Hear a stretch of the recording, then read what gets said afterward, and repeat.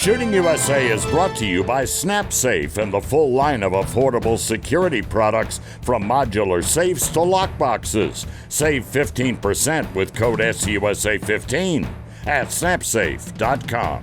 Welcome again to the Shooting USA YouTube channel. We're glad you're here. An interesting factoid, some of our more popular videos see as many as 75 or 80% of you are not subscribed to our channel. If you like the content you're seeing, please honor us with a subscription. And if you're interested in full-length current episodes of Shooting USA after it airs on the network, there's a link in this video's description to our Vimeo channel. Now, here's the content you came to see. The sport of multi-gun is growing in popularity, but still faces some key hurdles. First, it's equipment heavy, and that means expensive. And a match that will challenge a top shooter may be too difficult for a shooter with little experience. Well, that's where the Pro-Am format comes into play. Basically, two matches in one. The Pro match for the top guys and the Am match for the less experienced. John and Mike have the story.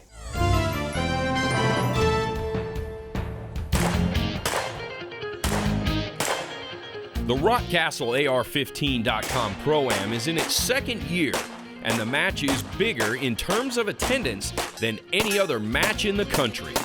The first ingredient to the success is the facility. To bring 530 shooters, over 900 people here on property, vendors, we have over 72 sponsors of this match. But the only way you can do that is have about 2,000 acres to play around on. So Rockcastle Shooting Center, we got that here in the hotels and the restaurants and everything. With all the amazing ranges, it really sets it all up. I mean, it's about the only way you can do it. You heard right, 530 shooters competing for a staggering amount of prizes. Well, it's unbelievable. It's the biggest in the game. I mean, we have over probably $350,000 in prizes on a prize table. The prizes are a big draw, but what really makes this match special is the Pro and Am format. Two versions of each stage designed to challenge the best shooters in the country, or on the Am side, to accommodate a more broad spectrum of skill levels. Exit Strategy 2. This is a true multi-gun stage, meaning pistol, rifle, and shotgun will be in play here. On the start signal, shooters will engage these steel plates with the shotgun. Once they're dealt, you lay the shotgun down and engage these pistol targets, the full-size paper, with the pistol. Once that's handled, you pick up the rifle and head for the platform. Once here at the platform, you've got the half-size paper targets here close, and then the 3 flashers up the hill. Remember, this is the Am version of this stage. Mike's over on the Pro version to show you how they've upped the difficulty. And increased difficulty is evident right off the start for the pros. The pro shooters begin with their shotgun into the .com. At the start signal, they'll raise up and engage the 3 orange pieces of steel with 1 slug for each piece. Ground the shotgun in the barrel and move over to the orange walls. Their handgun will be in the white barrel. Retrieve it, and they'll engage the paper and all steel from the port and around the walls. They'll drop the handgun back in the white box and make their way over here to the table. At the table and the platform is where the rifle will be. Finish up on all small paper and 4 more steel that are significantly farther away than on the Am side. And for Clark Kennedy, the rifle shots play to his strong suit. I didn't do so well on the shotgun stuff, which is not one of my strong points anyway. I shoot long-range sniper competition mostly, and done good on the rifle stuff, pretty decent. And the pistol, I just got the fumbling. Another way stage designers have tweaked the difficulty is simply by making the shooting positions tighter. Stage riding shotgun begins in the car, and on the Am side, plenty of room in the old Cadillac. As you can see, space isn't going to be a problem. Your shotgun will be grounded into the passenger side floor at the start signal. Retrieve the shotgun and come out of the window far enough to engage the big steel popper. It activates a swinging target. Clean the rest of the steel. Transition to the passenger side. More steel targets to engage. There are 10 total steel targets on this stage. Once finished, ground the shotgun into the floor in a safe manner and exit the car. You'll have to come around to the back side and retrieve your AR in the trunk. It is unloaded, so load and make ready 2 shots on all the paper, including the swinger on this side, transition to the right for more paper. However, this little port, all the shooting must be done through this port on this side. That's going to create some precarious positions for the amps. John is over at the pro side. The pro version of riding shotgun has a couple of key differences, and the first one is pretty noticeable. It's the car. Much smaller here than that 90s Cadillac. This Taurus has a couple of key things working against the shooters. First, bucket seats and also a center console. The shooters are going to have to work their way over that and manipulate their shotgun with all of that in play. Another thing, the stage designers have taken advantage of this and added 2 extra shotgun targets. Once they're finished there, they're into the rifle, and it's the same scenario. It's grounded, it's in a safe condition, and shooters must add the magazine and charge the rifle before engaging the half-size paper targets. All of the shots on the right side of the stage, again, will come through this slot, but what they've done is position many of the targets further down the bay just to make it that much more difficult. And for Tony Gamelli, the confines of the car were not as big a challenge as the rifle port. Tony never gets his rifle comfortable, and the shots through the wood do not score on the targets. That port that was out there kind of screwed me up a little bit with the short barrel. I couldn't even really brace the gun on anything, and the port was high enough to block my line of sight. Now that rifle port turned out to be quite a challenge that on face value really wasn't that tricky. That's true, but when you're under pressures and stress of the timer, anything can happen.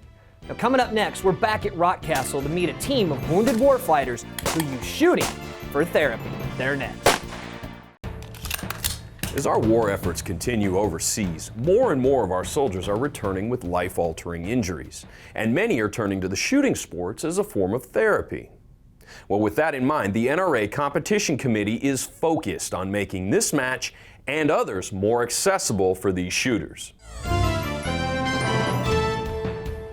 We established a relationship between pros and amateurs. That was a home run. Now when we have our shooters with disabilities coming forward, that's our next mission. We're going to keep it going, we're going to open it up, and we have the ability to do so under the 3-gun, multi-gun platform. It is my #1 goal. I love my competitors at all certain levels, but my passion is for those who have given of themselves in defense of this country. And if we can provide them an opportunity, an accessible opportunity for them to once again get behind their favorite platforms, enjoy their sport, that's what it's all about. That's our first and foremost goal in this whole mission. Many will remember the Fort Benning 3-gun 2009, and then Corporal James Gill of the United States Marine Corps. Joined the Marine Corps back in 2004, served with 3rd Battalion, 3rd Marines Kilo Company, went to Afghanistan and Iraq. I was injured early into my deployment in Iraq, lost a leg and an eye, and I've been fighting a med board ever since then, and hopefully here next month or so I should be cutting orders up to Quantico. James did get those orders, and now Sergeant Gill is continuing to shoot as an active duty member of the Marine Corps Combat Shooting Team, shooting well enough to claim 23rd overall among the pros. Working quite a bit. I got a good bunch of guys on the team, so we're pushing each other every day. We've got a new training program. We're getting a little bit more support now that we're teamed up with NRA and Task Force Dagger. So we're pushing each other. We're trying to perfect what we do. You know, I don't think I'll ever be a top shot or anything of that nature, but at least I can look good. You know, I don't want to go out and run fast and miss a bunch. James mentioned Task Force Dagger as a partner with his team, and former Ranger Dustin Rademacher volunteers with TFD as a shooting coach. A lot of people have heard about the Wounded Warrior Project, real similar to that, except TF Dagger deals with special operations community. Injured guys from Delta, Special Forces, Rangers, everything like that. You know, some of them have been injured on their 10th deployment. You know, it's a lot of service, and then they come back with some pretty significant injuries. And, you know, anything we can do to get them out here and help them out and have them, you know, put a gun in their hand, let them have a little fun. It's not just shooting, and it's not just a limited number of guys doing it. There's a lot of other things out there. There's hunting trips, there's canoe trips, there's camping things, there's climbing things, everything like that. The TF Dagger 3-gun team isn't specifically a 4-member team or 5-member team that travels to everything. We pick from a different group of people for every event, so we try and expose a lot of new people to the sport. And Chuck Yeary is one of the shooters getting that exposure. I got shot in Iraq back in 05. It severed the artery in the top of my kneecap, so the round went through and through, severed the artery shot up in the pelvis, and the rest of the remaining shrapnel from the bullets ended up in my left leg.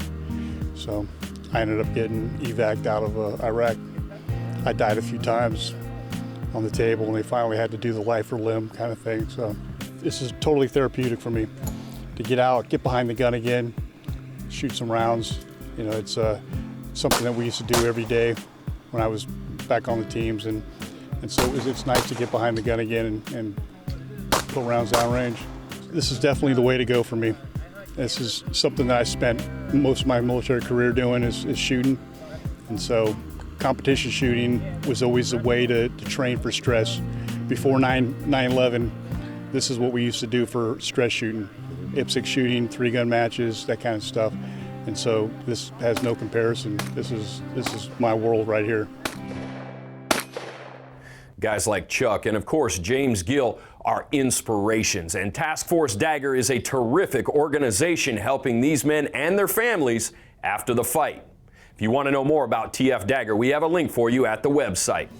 Next today, it's the event that some say is the most popular at the Pro-Am. It's the Pro Clinics. They're coming next. For the rugged, the style, the untamed, and the wild. For the trades, the trees, the mountains, and the free. Reimagined, re-engineered, reborn. The Pro-Am format plays to the new shooter, and just that alone makes this the most popular 3-gun match of the year. But when you add in access to the best shooters in the game and the fact that they're willing to share their knowledge, well, that makes this match truly one of a kind. All aspects of the multi-gun game are covered by the instructors, like Diana Leydorf and Katie Harris on gear. I have 2 different gear bags. I have an Everly stock bag, which is my TAC-Op bag. Are you familiar with it? Everly stock. Great bag, love it. But right now I'm shooting open, so this little shotgun doesn't exactly fit in my Everly stock bag, so I've got the Safari Land 3-gun bag. It's got 2 different compartments in it for your long guns, and then I stick my handgun, mags are usually in here, glasses, and because when you can't find that pistol mag that you were looking for, that you knew you had, and then you start running all over, we're sitting in a car, that just takes away from your focus on burning the stage down. Mindset is the focus of Patrick Kelly's class. I'm not out in space, no. That target, break the shot, okay, transition, that target, that. And I'm literally in my head at that speed, I'm shooting all those targets in the moment. And then when things go really nice, and it's by accident, you can't drive yourself there, you can practice yourself there, you can get there, but not through your, you can through your own energy, through your own efforts, but you just can't, I'm gonna be in Zen. Then you're unconsciously competent. Whether it's been an evasive maneuver on the freeway, you can't go, oh, there's an accident getting ready to occur in front of me, I'm gonna consciously turn the wheel to the left. You already hit that guy. Unconsciously competent is that time and place where you just go, oh, okay, and you just know exactly where to be. You just avoided that accident. Or you caught a glimpse out of the side of your eye, the ball coming in the street, you hit the brakes. That's unconsciously competent. And that's what we're all trying to get to, but you can only get there by being consciously competent. And that is all about mastering the fundamentals. There really is something here for everyone, like Jeff Cramblett on the mechanics of his shotgun. One thing, it's like I don't run a barrel band. You know, a lot of times you see the barrel bands, everybody's got the clamps on the shotguns and the mag tubes. If you put one on there, you will get the tendency when you tighten that thing down, because you got to clamp it down on there pretty tight, you know, to keep it from coming loose and shifting down the barrel and flying off when you're shooting, because you've got some recoil with it. But what it'll do, it'll actually pull these two together. It'll pull, you know, either pull or expand your barrel and your magazine tube, and you can actually shift your zero on your slugs by, by how much tension is actually on that barrel band. Jerry Michalak has a broad list of topics, and that draws a crowd. It's not really how fast you are, it's what you don't waste. If you watch guys that shoot a really fast stage, they look like they didn't do anything. They didn't do anything unnecessary. They didn't do anything unnecessary on each target acquisition, and every time they pick up and put down something, it's all planned and it's part of the stage. Don't be scared to push. Push always, always. That's how you get to the next level. Early in the match, I'm going to be conservative. I'm going to see a little bit more. Later in the day, after I've played with the gun a little bit and I've shot it, I've got the feel for it a little bit, I'm going to start picking up speed, picking up speed, picking up speed. First stage, first day, you're pumped up, you've been traveling a couple days, you're kind of stiff from being in a plane or sitting in a hotel room, and then you get out here and you want to be the man, it won't happen. Just let it grow on you, start feeling the trigger, start interacting with the stages, and as the match progresses, you will progress with it also. And it's always the simple stuff at a match that's going to bite you. And that is a simple thing to cure. I didn't get to the line yet, I'm sitting in a hotel room, instead of watching TV, you should be looking through your stuff. Never assume a round of ammo is good. I don't care whose it is, what box it comes out of. If you don't physically look at each round or gauge it, you set yourself up for a fall. When you have a long gun stage, you ought to have some perception of how you want to grab it. What you want to do, you want to grab it by the scope and stand it up, you want to grab the pistol grip. How am I going to stand in this box? My first target is right there. So as soon as I drop my pistol, I'm going to get it pretty much into a shooting position when I reach for it. I always grab it by the grip myself. One thing I'm trying to always be careful of is not to snag anything. I see guys throwing their guns away like they don't like it. I like my rifle. I want it to be zeroed for the next stage, so I'm not going to really chunk it anywhere. I'm not going to drag it on the drum when I try to get it out. So what I would probably do, coming into this the way it is just right there, I'd probably grab it under the buttstock to where I can get it up and make sure the magazine's not going to hit as I'm coming out. But I'm also trying to get into my shoot position, because as soon as I exit the drum, I've got two guys to take care of. Priority one in a 3-gun match. I'm really proud when I finished the 3-gun match and I had no malfunction. That's exactly where I want to be as a shooter. So if your equipment is 100%, then you have to man up to the equipment. If you're 100% and your ammunition's not, or your equipment's not, that's totally unacceptable. Well, you've made it to the end of another Shooting USA video on YouTube, and for that, we thank you. It does help the channel if you subscribe, like, and comment, and that will help us keep the content coming.